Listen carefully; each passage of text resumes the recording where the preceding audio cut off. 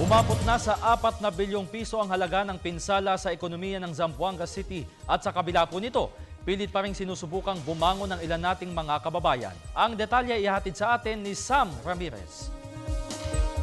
Umabot na sa halos 4 na bilyong piso ang nawala sa ekonomiya ng Zamboanga City. Ito ay bungsod ng halos 2 linggong standoff sa pagitan ng tropa ng militar at ng Moro National Liberation Front, Miswari Faction. Tinatayang 330 milyon pesos ang nawawalang kita sa lungsod kada araw dahil sa tigil operasyon ng halos lahat ng negosyo at hindi normal na pamumuhay ng mga residente. Ito ay ayon sa lokal na pamahalaan.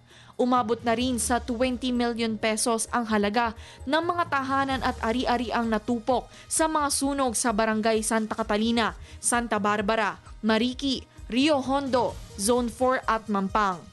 Base naman sa tala ng Armed Forces of the Philippines, aabot na sa halos 120 ang nasawi sa bakbakan. Kabilang na dito ang 96 na miyembro ng MNLF, 10 sundalo, 3 pulis, 8 sibilyan at isang nasawi sa pagsabog ng isang bahay. Mahigit 118,000 na individual na din ang lumikas sa kanilang mga tahanan bungsod ng bakbakan. Ngunit ayon sa militar, habang tumatagal ang standoff ay humihina na din ang puwersa ng MNLF, kaya't kahit papano ay unti-unti nang nakakabangon ang mga taga-Zamboanga. Dito pa rin kami, pero pag magtakbo ito sa amin ang pulis, tatakbo kami. Alis na kayo dyan, para niyang benta ninyo, iwan niyo na.